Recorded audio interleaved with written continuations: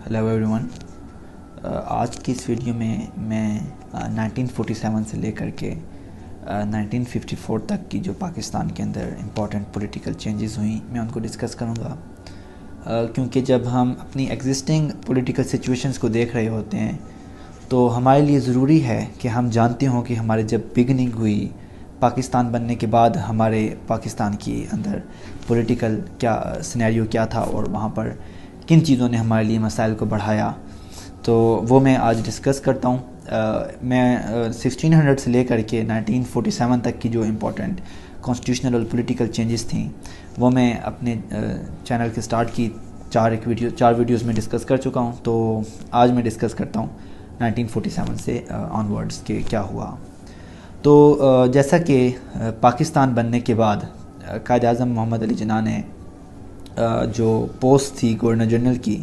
وہ چوز کی اپنے لیے، تو وہاں سے پھر مطلب جب وہ گورنر جنرل بن گئے تو ہمارے فرسٹ پرائم منسٹر پھر بنے لیاقت علی خان. اب قائد اعظم کی جو پرسنالٹی تھی وہ ایک کرزمیٹک پرسنالٹی تھی، and being father of nation ان کا پالیسی کے اوپر بھی انفلوئنس تھا کافی، اور مطلب ایک پبلکلی بھی وہ ایک بڑی پرسنالٹی تھے. تو لیکن جب پاکستان بنا تو جو ایشوز ہمارے لیے تھے وہ ان میں اکنامک کرائسس بھی ہمارے تھے، ہمارے اس میں انفراسٹرکچر کے ایشوز بھی تھے، اور اس کے علاوہ ہمارے جو مہاجرین آ رہے تھے وہ ایشوز بھی تھے، اور سب سے بڑھ کر ہمارے لیے کانسٹیٹیوشن میکنگ کا جو ایک امپورٹنٹ ٹاسک تھا ہمارے سر پہ وہ کانسٹیٹیوشن میکنگ کا تھا. تو قائد اعظم جب بنے گورنر جنرل تو ساتھ ہی پھر وہ کانسٹیٹیوشن اسمبلی کے پریزیڈنٹ بھی الیکٹ ہوئے، ان اپوزڈ پریزیڈنٹ جو ہیں وہ کانسٹیٹیوشن اسمبلی کے بن گئے. تو مطلب وہ دونوں پوسٹ انہی کے پاس تھیں. اور پھر کانسٹیٹیوشن کے حوالے سے پھر جو ہیں کانسٹیٹیوشن میکنگ کے لیے سب کمیٹیز بنائی گئیں، فرنچائز کے اوپر بنائی گئی، جوڈیشری کے اوپر بنائی گئی، اور division of powers between central and provinces کے اوپر بھی ایک سب کمیٹی بنائی گئی تاکہ وہ اپنی رپورٹس لائیں اور کانسٹیٹیوشن میکنگ کا پروسیس بھی سٹارٹ کیا جا سکے. لیکن انفارچونیٹلی قائد اعظم کی جو لائف تھی وہ اتنی زیادہ نہیں ہوئی، اور وہ 11 سپٹمبر 1948 کو ڈیتھ ان کی ہو گئی، اور پھر ہمارے جو ایشوز تھے وہ وہیں سے پھر بڑھنے سٹارٹ ہو گئے. پاکستان بنتے وقت جو ہمارے لیڈرشپ کے اوپر جو لوگ جو کانگریس تھی ان کا یہ ویو پوائنٹ تھا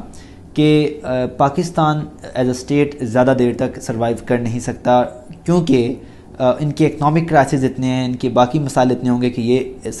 ود ان نو ٹائم یہ کولیپس کر جائیں گے. لیکن جب پاکستان بنا تو ان کی یہ بات غلط ثابت ہوئی. ہمارے اکنامک کرائسز ہونے کے باوجود بھی ہم سروائیو کر پا رہے تھے، ہمارے لیے اتنے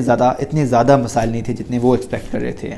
لیکن ہماری جو ٹریجڈی ہمارے ساتھ ہوئی ہے، ہمارا جو المیہ تھا وہ یہ تھا کہ ہمارے پاس پاکستان بننے کے بعد لیڈرشپ کا فقدان بہت زیادہ ہوا، اور ہمیں لیڈرشپ کی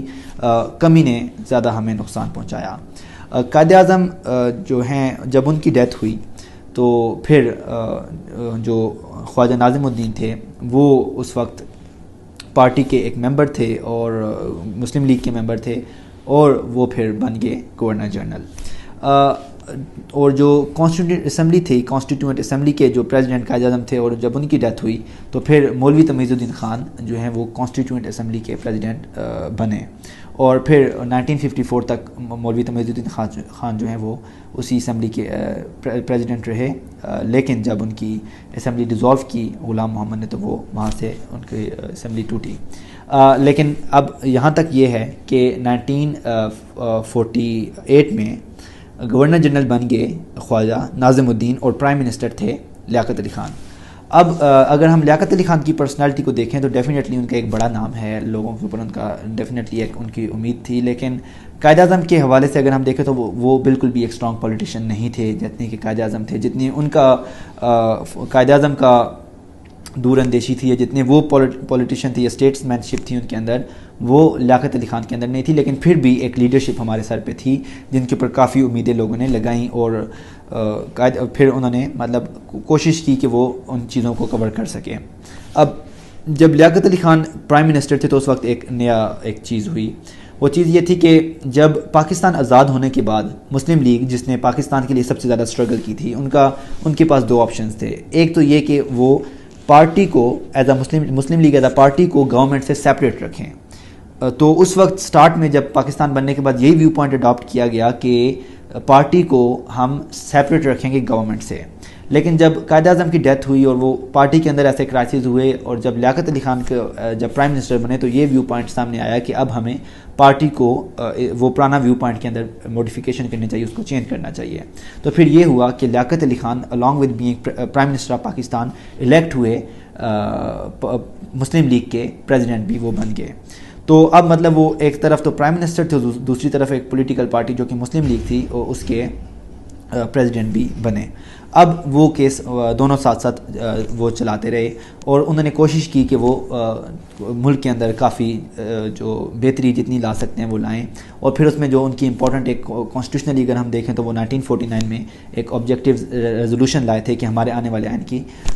کیا نوعیت ہوگی. اور آبجیکٹیو ریزولوشن جب اسمبلی میں آئی تو وہ میں ایک امپورٹنٹ ڈیبیٹ ہے جو کہ میں آلریڈی ایک ویڈیو میں کور کر چکا ہوں آبجیکٹیو ریزولوشن کے اوپر, تو وہ یہاں پر ڈسکس کرنے کی ضرورت نہیں ہے. لیکن جو لیاقت علی خان ہیں انہوں نے یہ ایک کام کیا کہ آبجیکٹیو ریزولوشن یہاں پر لائے. لیکن لیاقت علی خان کی بھی جو زندگی تھی اتنی زیادہ نہیں ہوئی. ان کو 1951 میں راولپنڈی کے اندر اسیسینیٹ کر دیا گیا. جب ان کی لیاقت علی خان کی ڈیتھ ہوئی تو پھر ہمارے لیے ایک نئے کرائسس کا آغاز ہوا اور جو لیڈرشپ کی کمی آلریڈی ہمیں تھی وہ اور زیادہ بڑھنے لگی. اب یہ ہوا کہ جو خواجہ ناظم الدین تھے جو اس وقت گورنر جنرل بنے تھے قائد اعظم کی ڈیتھ کے بعد, وہ آ گئے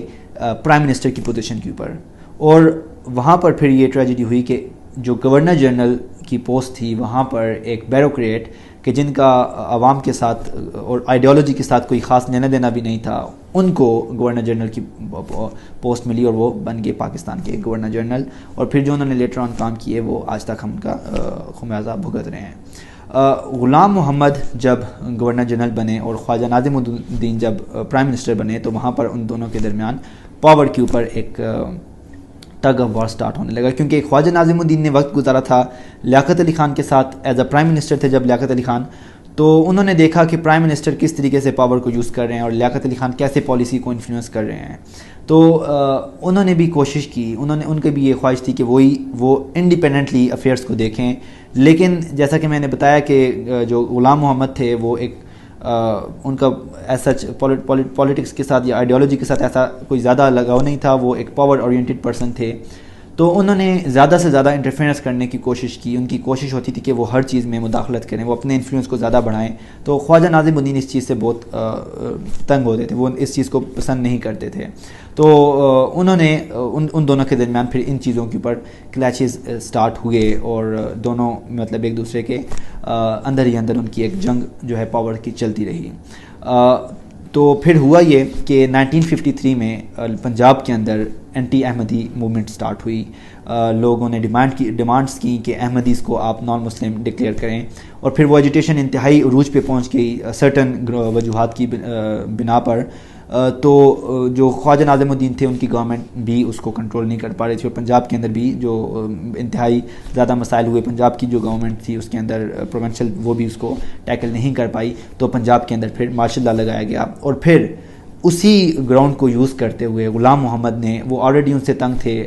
ایک دوسرے سے وہ جان چھڑانا چاہ رہے تھے. غلام محمد سے خواجہ ناظم الدین جان چھڑانا چاہ رہے تھے, اور جب غلام محمد کو پتہ چلا کہ ان کے وہ جو خواجہ ناظم الدین ہیں وہ غلام محمد کو پسند نہیں کرتے اور وہ چاہتے ہیں کہ ان کو جلد از جلد اس پوسٹ سے ہٹایا جائے, تو انہوں نے اسی پریٹیکسٹ کو, اسی جو سچویشن تھی پنجاب کی, اس کو یوز کیا اور انہیں بلایا خواجہ ناظم الدین کو اور ان کی کیبنٹ کو بلایا اور کہا کہ آپ ابھی ریزائن کریں کیونکہ آپ فیل ہو گئے ہیں, آپ اس کو ٹیکل نہیں کر پائے, آپ اس کو کنٹرول نہیں کر پائے. تو خواجہ ناظم الدین نے کہا کہ میں تو ریزائن نہیں کروں گا بالکل. تو ودن اسی میٹنگ کے اندر غلام محمد نے ابرپٹلی ایک ڈیسیژن کیا اور ان کی جو گورنمنٹ تھی, ان کی جو پوسٹ تھی, ان کو اس سے ہٹا دیا, اور خواجہ ناظم الدین پھر پرائم منسٹر اس کے بعد نہیں رہے. اب کیا ہوا کہ خواجہ ناظم الدین کی جگہ پر پھر ایک اور بیوروکریٹ کو جو کہ یو ایس کے ایمبیسیڈر تھے محمد علی بوگرا, ان کو اس پوزیشن کے اوپر, پرائم منسٹر کی پوزیشن کے اوپر بٹھا دیا گیا. اور پھر پریکٹیکلی جو ہے ہماری جو اس وقت کی لیڈرشپ تھی وہ بیوروکریسی کے ہاتھ میں چلی گئی. گورنر جنرل تھے غلام محمد اور جو پرائم منسٹر تھے وہ بن گئے محمد علی بوگرا.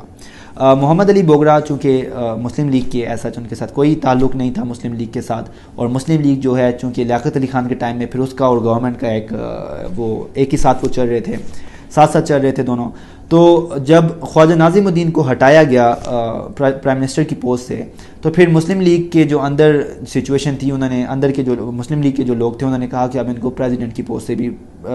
مسلم لیگ کے پریزیڈنٹ کی پوسٹ سے بھی ہٹا دینا چاہیے. جب خواجہ ناظم الدین تو گورنمنٹ میں تھے تو اس وقت تو لوگ ان کو ان کی پارٹی کے اندر بھی اسمبلی کے اندر بھی ان کو لوگ سپورٹ کر رہے تھے، لیکن جب وہ پاور میں نہ رہے تو پھر مسلم لیگ کے لوگوں نے بھی کہا کہ اب ہمیں محمد علی بوگرا کو ہی واپس لانا چاہیے مسلم لیگ کے اندر، ان کو محمد علی بوگرا کو ہمیں مسلم لیگ کا پریزیڈنٹ بنانا چاہیے. اور یہ ٹرینڈ چل چکا تھا لیاقت علی خان سے کہ جو مسلم لیگ کا پریزیڈنٹ ہوتا تھا وہی، جو پرائم منسٹر ہوتا تھا وہی مسلم لیگ کا پریزیڈنٹ بھی ہوتا تھا. پہلے لیاقت علی خان خود رہے، پھر خواجہ ناظم الدین پرائم منسٹر بنے، پھر ساتھ ہی مسلم لیگ کے پریزیڈنٹ بھی الیکٹ ہوئے، اور پھر جب محمد علی بوگرا آئے تو مسلم لیگ کے لوگوں نے کہا کہ اب انہی کو ہمیں مسلم لیگ کا پریزیڈنٹ بھی بنا دینا چاہیے. تو اس کے اوپر خواجہ ناظم الدین نے خود ہی ریزائن کیا، اور پھر انہوں نے کہا کہ اب میں پالیٹکس کے اندر دوبارہ نہیں آؤں گا. انہوں نے جب وہ اس گیم سے، اس پالیٹکس کی جو ان کے اوپر گیم ان کے ساتھ کھیلی گئی غلام محمد کی طرف سے، تو وہ دل برداشتہ ہوئے. انہوں نے کہا کہ اب میں پالیٹکس کے اندر واپس قدم بھی نہیں رکھوں گا. اینی ہاؤ جو محمد علی بوگرا تھے ان کو پھر مسلم لیگ کا پریزیڈنٹ بھی بنا دیا گیا، اور انہوں نے کوشش کی کہ وہ مسلم لیگ کو پھر سے ری آرگنائز کریں، اور وہ جو اس کا ایک جو کھویا ہوا جو لیول تھا، وہ جو انہوں نے اپنا لیول گر گیا تھا مسلم لیگ کا اس وقت تک، انہی پاور گیمز کی وجہ سے، انہی جو اتھارٹی کے کنٹرول کرنے کی گیمز کی وجہ سے، تو انہوں نے کوشش کی کہ ان کو اس لیول کو بھی واپس لے کر آئیں، اور نیشنل لیول پہ اس کو آرگنائز کریں، اور لوگوں کا جو ہے پولیٹیکل سینس پھر سے ڈیولپ ہو. لیکن یہ ہوا اس دوران کہ محمد علی بوگرا جب پرائم منسٹر بنے تو ان کے سامنے جو سب سے بڑا چیلنج تھا وہ تھا کانسٹیٹیوشن میکنگ کا، کیونکہ جو پریویس گورنمنٹ تھی وہ بھی کانسٹیٹیوشن میکنگ میں اتنا کامیاب نہیں ہو پائی، نہیں بنا سکے، نہیں کانسٹیٹیوشن سامنے لا سکے. تو محمد علی بوگرا نے کہا کہ اب ہم کوشش یہ ہوگی کہ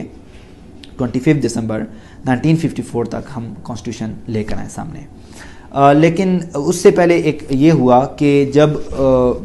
بنگال کے اندر پروونشل لیول پہ الیکشنز ہوئے تو وہاں پر مسلم لیگ نہیں جیت پائی. وہاں پر جو حسین سہروردی کی پارٹی تھی، یونائٹڈ فرنٹ پارٹی، اس نے میجورٹی سیٹس حاصل کی. اس وقت تک مسلم لیگ کی ہیجیمنی تھی پورے گورنمنٹ کے اوپر، پوری نیشنل پالیٹکس کے اوپر. لیکن جب وہ پارٹی جیتی، یونائٹڈ فرنٹ جیتے، تو انہوں نے کہا کہ اب جو کانسٹیٹیوئنٹ اسمبلی ایگزسٹ کر رہی ہے اس کو بھی ڈیزالو کر دیں، کیونکہ اب آپ ایک سول ریپرزینٹیٹیو کلاس نہیں ہے پورے ملک کی، آپ ریپرزینٹیٹیو پارٹی نہیں ہے، اور ہمارا کام ہے کہ ہم بھی اب اس میں پارٹیسپیٹ کریں. لیکن ان کی اس ڈیمانڈ کو کنسیڈر اس گراؤنڈ کے اوپر نہیں کیا گیا کہ کانسٹیٹیوشن میکنگ کا شروع سے مسلم لیگ کے ساتھ کوئی ایسا تعلق نہیں تھا، تو یہ اس کے اوپر ہم انفلوئنس نہیں ہونے دیں گے اور کانسٹیٹیوشن بن کے رہے گا. لیکن یہ ہوا کہ کانسٹیٹیوشن تو بن جاتا ہی، لیکن جو اس کے اندر یہ ایشو سامنے آیا گا کہ کانسٹیٹیوشن کا جو ڈرافٹ تھا اس میں یہ ایکسپیکٹ کیا جا رہا تھا کہ گورنر جنرل کی پاورز کو کم کر دیا جائے گا اور پارلیمنٹری فارم آف گورنمنٹ کو زیادہ پریفر کیا جائے گا. تو اس گراؤنڈ کو جب اس بات کا غلام محمد کو پتہ چلا تو انہوں نے جو کانسٹیٹیوئنٹ اسمبلی تھی اس کو بھی ڈیزالو کر دیا. جو مولوی تمیز الدین خان کی اسمبلی تھی، کانسٹیٹیوشن تیار ہو چکا تھا، جب وہ صرف لانا تھا پاکستان کی عوام کے سامنے، اس کے آنے سے پہلے ہی کہ وہ آ جاتا، اس سے پہلے ہی غلام محمد نے اس اسمبلی کو، کانسٹیٹیوئنٹ اسمبلی کو ہی ڈیزالو کر دیا، مولوی تمیز الدین خان کی اسمبلی کو. اور انہوں نے اس کو کہا، محمد علی بوگرا کو کہا کہ تم پرائم منسٹر رہو لیکن اپنی نئی کیبنٹ جلد از جلد تشکیل دو. اب جو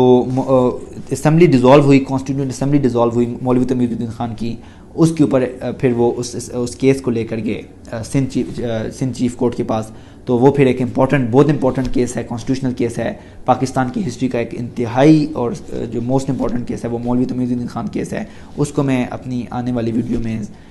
ڈیٹیل کے ساتھ ڈسکس کروں گا کہ کیا پوائنٹس تھے، کن گراؤنڈ کے اوپر سندھ کورٹ نے ڈیسیژن دیا، پھر فیڈرل کورٹ نے کن پوائنٹس کو دیکھا، اور کس طریقے سے جسٹس منیر کا ڈیسیژن سامنے آیا. لیکن وہ اس کے لیے ایک سیپریٹ ویڈیو بناؤں گا. ابھی تک یہ ہے کہ اس اسمبلی کو ڈیزالو کیا گیا اور کیبنٹ اس کو کہا گیا، محمد علی بوگرا کو کہا گیا کہ آپ اپنی نئی کیبنٹ تشکیل دیں. اور نئی کیبنٹ جب تشکیل دی گئی تو اس میں ایک انتہائی ٹریجک سٹیپ، انتہائی جو اسٹونشنگ سٹیپ لیا گیا وہ یہ تھا کہ اس وقت کے جو کمانڈر ان چیف تھے ایوب خان، ان کو بھی اس کیبنٹ کا حصہ بنایا گیا. تو وہاں سے پھر ملٹری کا انفلوئنس بھی ہماری پالیٹکس کے اوپر سٹارٹ ہوا، اور پھر لیٹر آن جو ہے وہ ہم ڈسکس کریں گے کہ کیا ہماری اس کے بعد کیا ہماری سچویشن ہوئی. تو ابھی تک کے لیے 1947 سے لے کر 1954 تک کی یہی سچویشن تھی، یہی امپورٹنٹ پولیٹیکل چینجز تھی جو اس ملک میں آئیں. آئی ہوپ کہ آپ لوگوں کو کانسیپٹ کلیئر ہوا ہوگا. Thank you so much for watching my video.